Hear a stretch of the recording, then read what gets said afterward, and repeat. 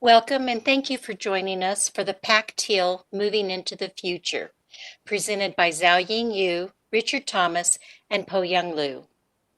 Dr. Yu is a chief scientist at Pacific Northwest National Laboratory. She is trained as a chemist at the University of Michigan and has more than 20 years of research experience in chemical imaging, novel instrument development, kinetics, aerosol sciences, and emergency response. Dr. Yu has worked on the DOE chemical mixture method since 2008, and she has served as the Chemical Mixture Working Group Chair since 2011. Dr. Thomas directed emergency response programs for more than 30 years. He directed toxicology, epidemiology, and risk assessment programs at the National Academy of Sciences National Research Council, and he was a founding member of both the AEGL and the ERP committees. He is the managing director of Interset Limited and has been involved in the PAC TEEL development for more than 15 years. Dr. Po-Young Liu has been an active PAC TEEL development reviewer since PAC Rev 23. Dr. Liu was a senior distinguished scientist and now retired from Oak Ridge National Laboratory. He has many years of experience in emergency planning, management, and preparedness. Dr. Liu is not able to join us today, but he continues to contribute to the PAC TEEL dataset as a consultant at P&L. With that, I'm going to turn the virtual stage over to Xiaoying and Richard. Hello, this is Richard Thomas. I'm beginning this presentation that Xiaoying prepared.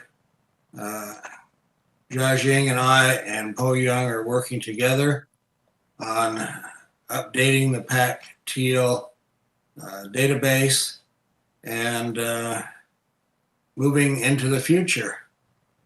You want to go to the next slide, Xiaoying?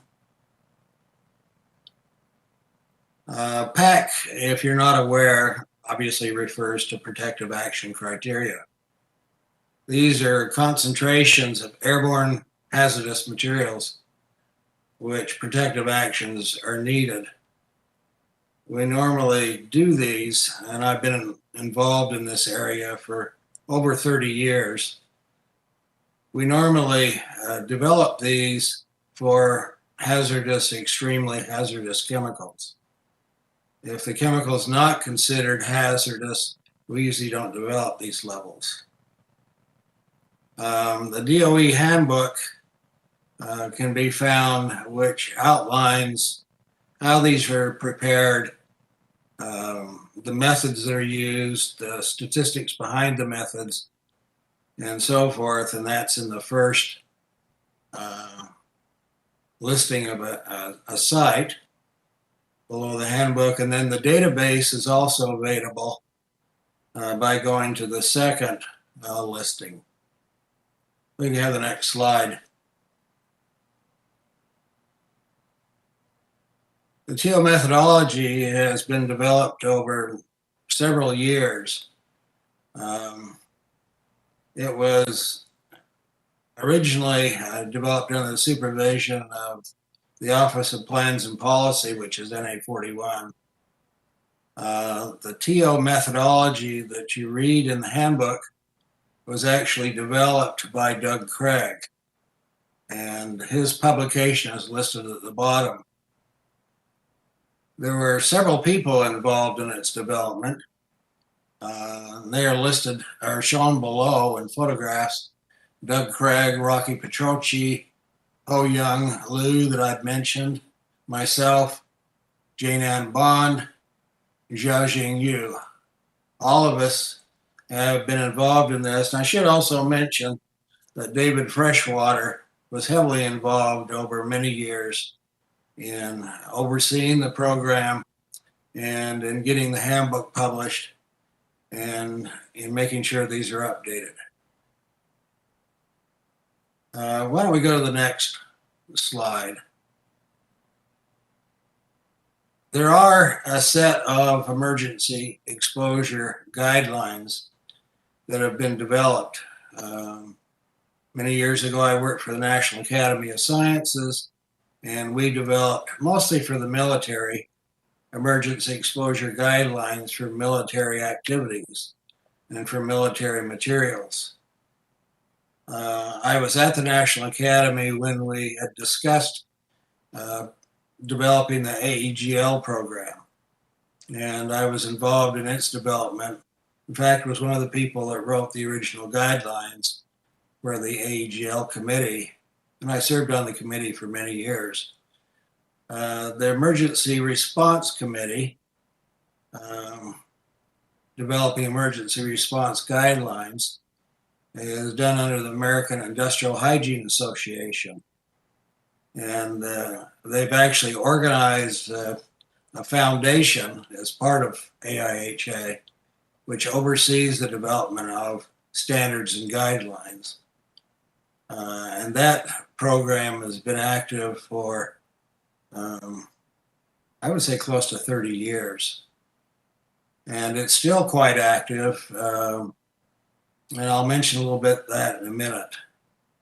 So the existing AEGL levels that were developed mostly through the Environmental Protection Agency and then several cooperating federal agencies, including some outside experts, and the Emergency Exposure Guidelines, which is a committee of experts from a diverse background, have gone through extensive scientific review and review of the toxicology and public health of these individual hazardous materials. So they have developed and published individual numbers for each of these hazardous materials.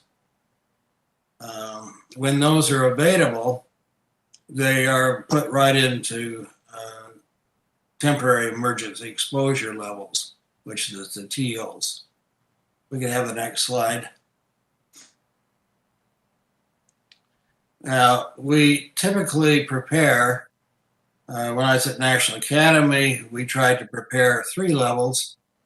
When we recommended the AEGL program and set up guidelines, we also recommend there be 3 levels. These are for typically 60 minutes. The first level we call the level of notification.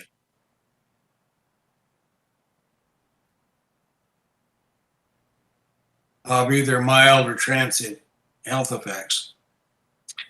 This may be in people, say, surrounding a chemical facility that begin to notice something unusual and will begin calling the plant and asking if something has happened.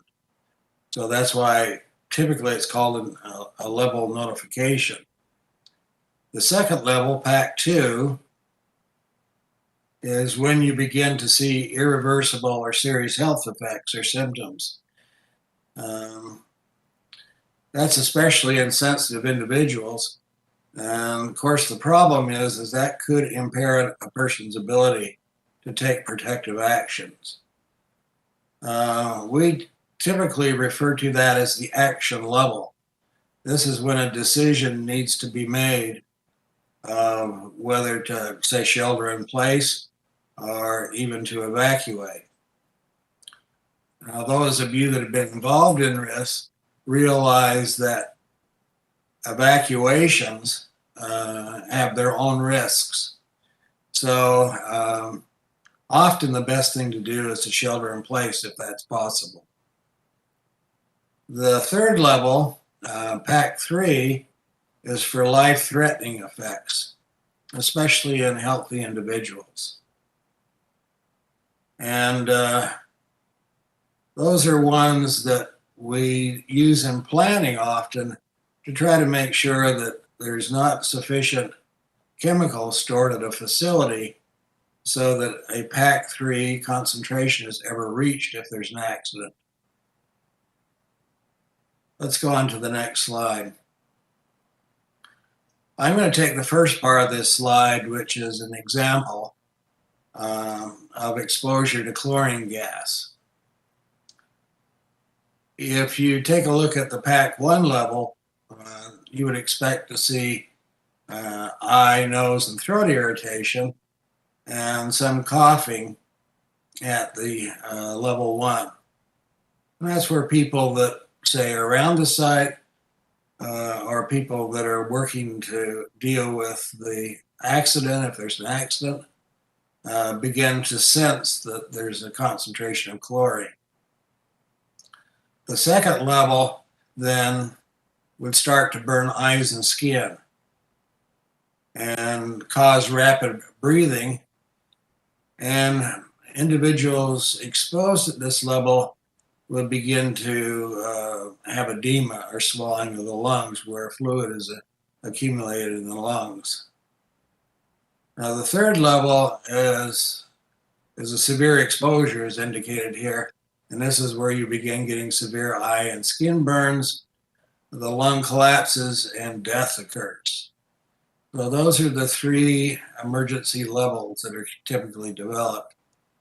Jiajing, do you want to take it from here and talk about PAC levels? Yes. Thank you. So here, thanks, Richard. As you notice, we also have some labels here. For example, A, this is not a unit. This actually tells you the source of the data. A here indicates this PAC level actually is derived or adapted from EGL values. If you see a letter E here, that means this value actually comes from an ERPG source. If we don't have A or E here, then that means this value actually is a DOE developed TEEL value. Approximately, we have 2,700 chemicals with developed DOE TEELs, and then around 3,100 chemicals with PAC values that include EGL and ERPG values.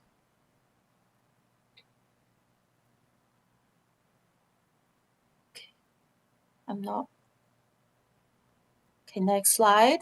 I want to talk a little bit more about the AEGL, or the acute exposure guideline level. Richard has given a very good introduction to the background. For a little bit more details here, the AEGL or EGL, they are hazard level guidelines for accidental or intentional chemical release of airborne chemicals. They're developed by the US EPA. This activity has, I think, stopped for a number of years, but because of the high quality AEGL levels developed, we are still using these values as a main source of PAC TEELs. It provides guidelines for emergency preparedness programs and emergency responders. Currently, there are over 270 chemicals from EGL. They were defined for 5-time integrals, 10 minutes, 30 minutes, 60 minutes, 4 hours, and 8 hours. And in our PAC TEEL data set, we're only really focusing on the 1 hour or 60-minute levels.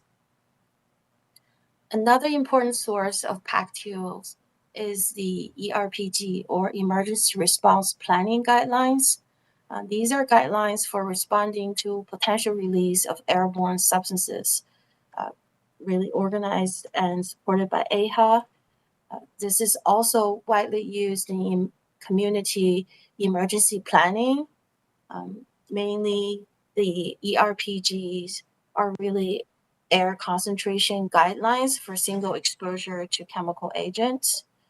They're useful tools to assess adequacy of accident prevention and emergency response planning. They are widely used in transportation emergency planning, community emergency response plans, and incident prevention and mitigation. Currently, there are 154 chemicals that have ERPG values. There are also 22 chemicals that are under development or updates. Of course, the largest number of chemicals that have PAC values come from TEELs, that is the temporary emergency exposure limits. And these are DOE developed values.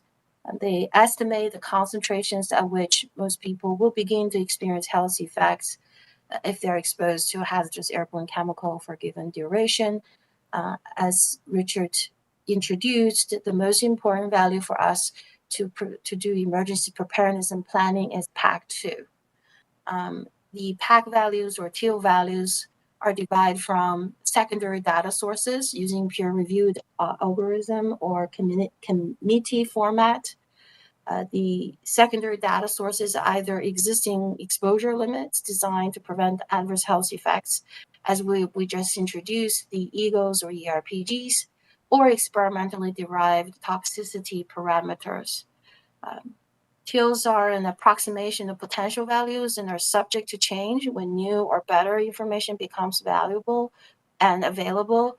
This is why we need to do annual updates and continuous revisions to make sure our estimates and data are reliable and less conservative.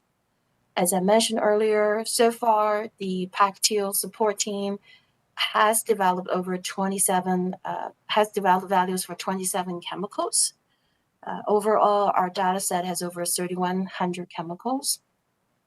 The TEEL's handbook describes how to derive the TEEL values. This is published in the final form in 2016, and you can download this handbook quite easily from the DOE website. So for TEELs or PACs, we also have 3 levels that's really quite similar to the EEGL and ERPG levels.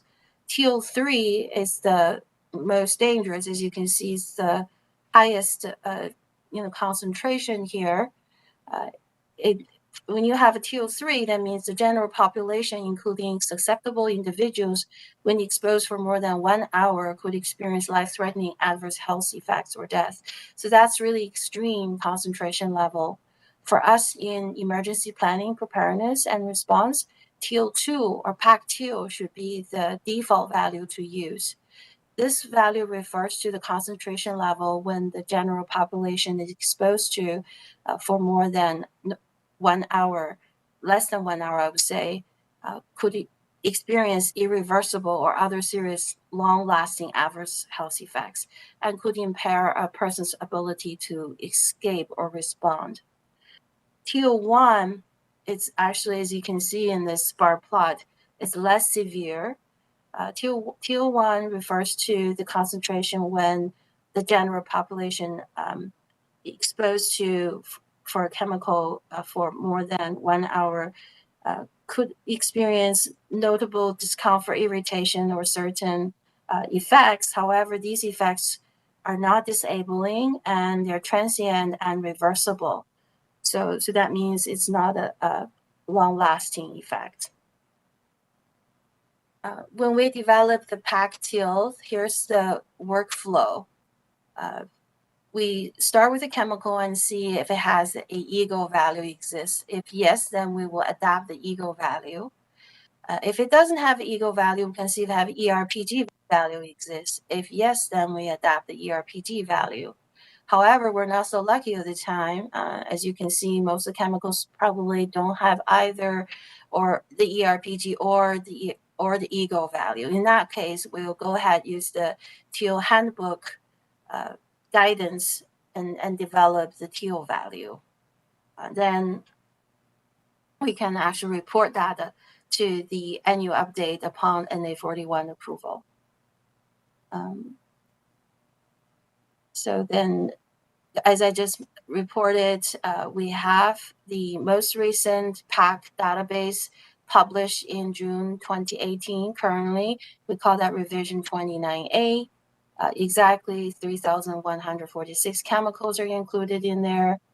The PAC data set is available and you can use it as a searchable online database. You can also go online and download the Excel file or the tables embedded in the Excel file as individual PDF tables or files.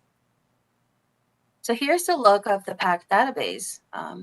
You can go online pretty easy as you sign up to EMI SIG, or even if you're not a member, you can still get online and get access to our data set. Over here, you can click on Search the PAC database. Then you can come to this table. Here you can actually fill in your CAS number or chemical name or the chemical formula. If you also know the UN number, either one of these options is okay for us to start using the PAC dataset and find the chemical of your interest. Next, you can see the format that you can acquire your table. This is the PDF table or Excel format website. You can download all of them, or you can download individual tables. Next, actually, I give you a closer look of the PAC Excel workbook. We can here take, if you download our PDF version or Excel version, it's just a screenshot of a section of the table. Here we highlighted 3 CW chemicals, and you can see that the information you can use to search the CAS registration number. According to each of the CAS number, the entry, you can find the PAC 1, 2, 3 values. These usually are in units ppm, some of them in microgram per cubic meter, and these conversions were all done using room temperature, ambient pressure for unit conversion. And you can see in this table, the PAC values for these 3 CW chemicals are really all come from EAGL values. So they're really reliable values. If you want to try online as you are following the talk, we can try a chemical together. For example, aluminum carbonate. So you can go to the search table, either put in the CAS number or the general chemical name. I would say that the CAS number would be most reliable because we don't really have all the possible chemical name embedded in the database right now. So the most easy way is CAS registration number. You put in that number, hit on search. These are the results that you will get. That table where you can view the summary of the PAC values, and you can go into greater detail to see also associated health code numbers with each chemical, its general chemical properties, physical properties, as well as the common names that we collected over time. So PACs are quite useful in DOE 151.1D. Here are just a couple of examples. PAC values are adopted in the following elements. For example, in emergency categorization attachment 3, in the O hazard planning basis attachment 4, offset response interface is also required to use a PAC that's in attachment 4, consequence assessment in attachment 4. So if you're familiar with the order 151.1D, you will see PACs have been used in many places. Also in the CRAD or the new eCRAD tool, in the objectives and different places in the tool, PACs are required, as we had some citations here. So this is just a couple of examples of how PACs are important in our 151.1D. Okay, so there are a lot of applications of PACs. One of the most important one is the atmospheric dispersion models. Our PAC products are immediately synchronized with the EPICode. EPICode is dispersion model developed by LLNL for use in DOE applications. It's in our DOE QAQC toolbox. Another very powerful dispersion tool is Aloha. That is a product developed by EPA and NOAA. Here in this screenshot, we're showing Aloha output using PAC values as the threshold values, calculating the toxic threat zone, highlighted in different color on contours that correspond to different PAC values. Here you can see these actually are ERPG values. These are ERPG-based PAC values. Another important application to assess adverse health effects is the chemical mixture methodology, or CMM. Here we're showing the CMM Excel web workbook. That is another NA41 tool. We will give you more details and updates in a companion talk in this session. So we won't talk too much right here.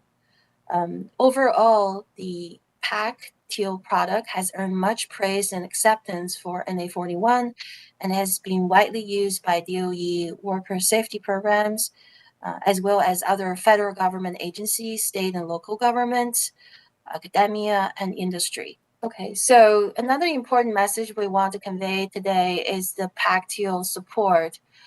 We know that in 2016, we actually, after the publication of the DOE handbook, we are asked to stop to focus on other more important programmatic activities. Back in 2020, last summer, Jose Barrios directed the review of the 2016 TEEL handbook, and our support for PAC TEEL was resumed.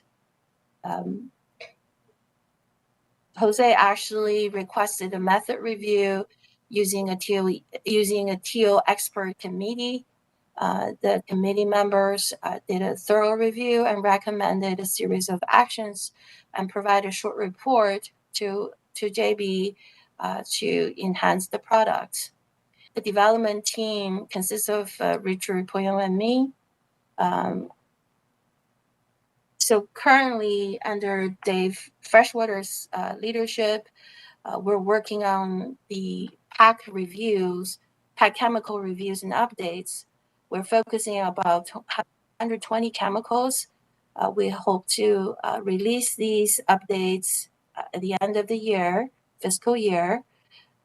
We also will include recent ERPG updates in the next revision. We have also worked on ideas for improving the PAC2 webpage in terms of branding and presence and accuracy. Next slide, I want to give you a little bit more details on the recommendations the PAC2 committee collected for improving the PAC TEEL product. The first recommendation is to migrate the Excel workbook to a more user and developer-friendly database.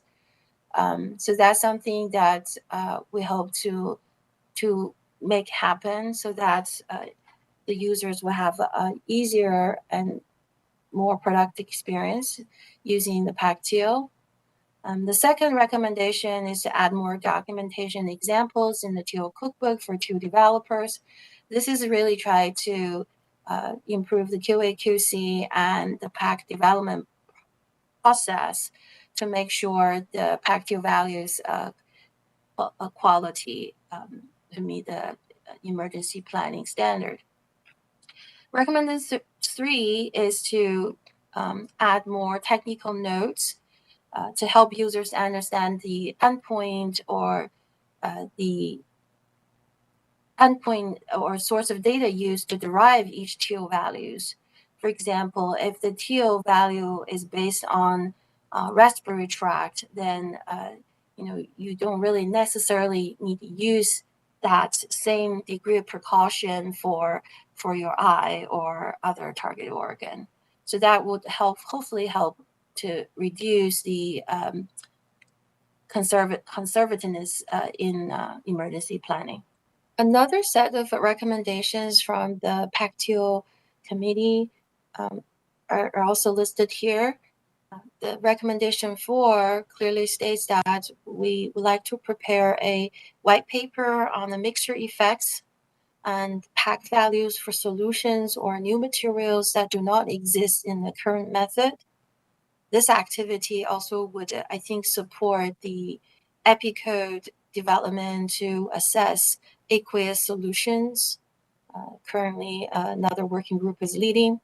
Recommendation 5, NA41, should explore the benefits of advanced computational tools and how they can improve risk analysis and reduce uncertainties for emergency management applications. What this recommendation tries to improve is the chemicals with little or no information. We're hoping that we can use more modern methods like machine learning, artificial intelligence, to learn from large amount of data of chemicals that have reliable toxicology information, and derive from that useful information to reduce conservatism. We're prioritizing currently the chemicals based on the first development and last review dates to assist TEEL review and updates. We're also looking into chemicals with TEEL value changes between Rev 28 and Rev 29. We've developed new PACs for limited chemicals per TSR requests. These, of course, will need users to submit requests through the TSR system and NA41 approval.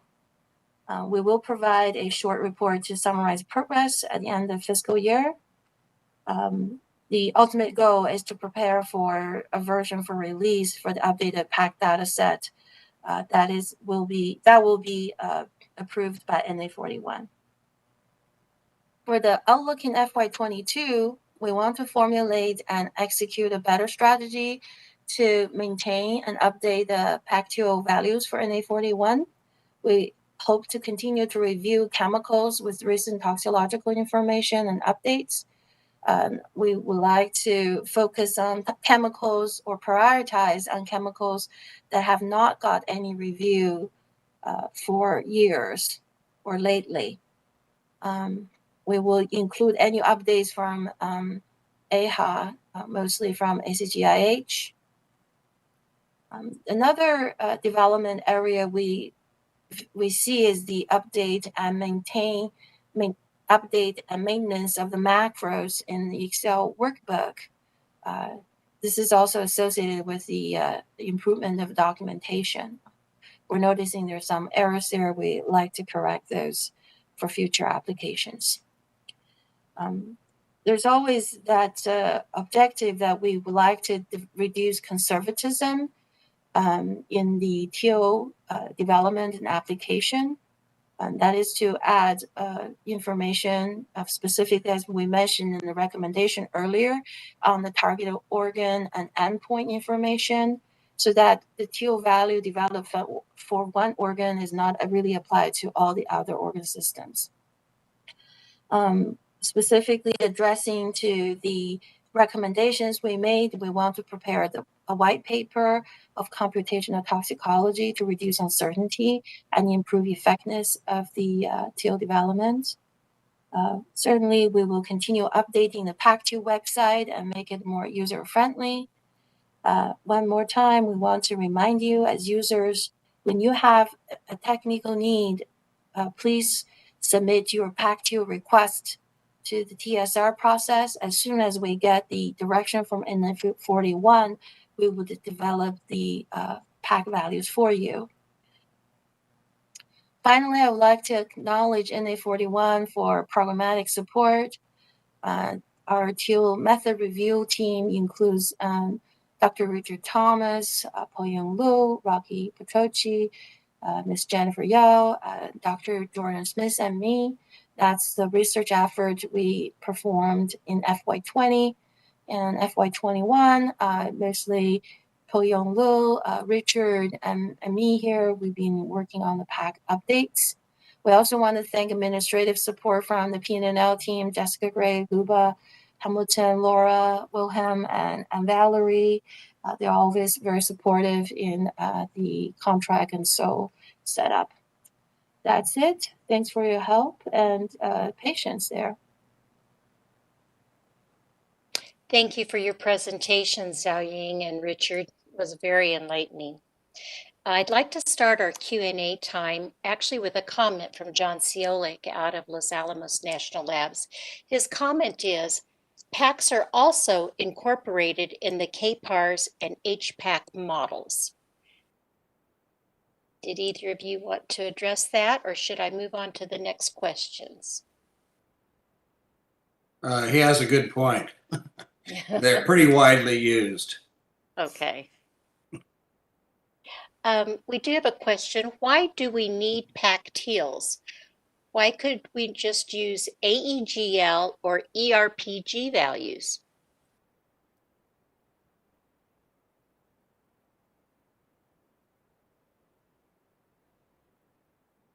Jing, you want to address that? I want to defer to the expert, Dr. Richard Thomas. Yeah, I mean, obviously, the ERPG and AEGL values are um, well developed with a lot of experts behind using committee formats. And we in TEEL development, PAC development, as we introduced earlier, we do count on, rely on these very reliable values.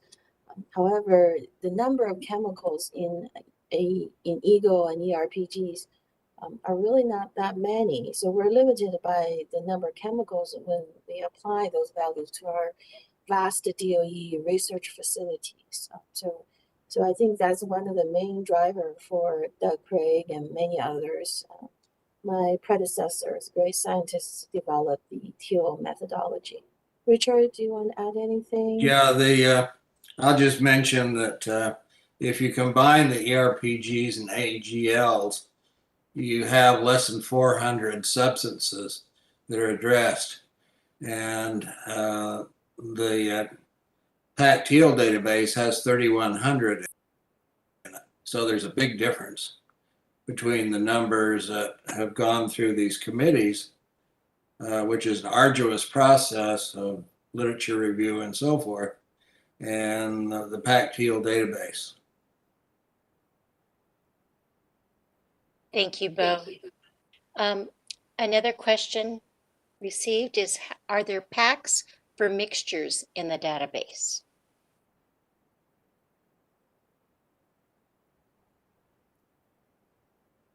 Chair, do you want to address this? We know we have some commercial products that are mixtures. We've been actually working on them this year. I think we also have maybe limited diluted solutions as mixtures, but we don't really have a complicated mixtures as you will deal with in the chemical mixture methodology. Yeah, there is a draft methodology that's been developed over several years, but it hasn't really been applied to the substances in the database. And frankly, it requires more development before it can be useful. Thank you. And we also had a comment from Cliff Glantz. I believe it's part of the prior question, saying AEGLs and ERPGs are part of TEELs. TEELs always use AEGLs and ERPGs when they are available. There just aren't many AEGL and ERPG values available. Let's take one more question. How often are the PAC TEELs updated and reviewed? And Zhao Ying, I think Richard's deferring to you to speak first. Okay. I'm hoping Richard will say first. Of course, we would like to give annual updates when our program is stable and sustainable. We had an unfortunate break since the last release. We are hopeful that we could push for a new revision this year. And as always, the release of an update of PAC TEEL values will be approved and reviewed by NA41 management first. Yeah, I'll add that the AEGL committee, which was administered through the Environmental Protection Agency with about a dozen federal agencies participating, has stopped activity, and it stopped about 4 or 5 years ago. So there are no updates coming for AEGLs. The ERPG committee, however, is quite active, and every year produces about a dozen new values. So there will be updates from the ERPG, and Cliff is correct. We shouldn't really think about AEGLs and ERPGs separate because those are incorporated into the PAC TEEL database directly. Thank you both. I want to thank Zhao Ying and Richard for this presentation. Please remember to complete your survey and make sure if you'd like to watch this, it will be available in about 12 to 24 hours for playback. And also, I know some of you are staying on or want to see the next presentation on the CMM Wizard. I just want to remind you, if you are on Attendify, you do need to rejoin the session by selecting it from the app. So at this point, we are going to close out so that we can rejoin as well.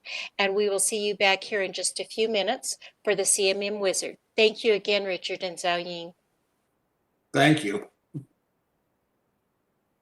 Thank you.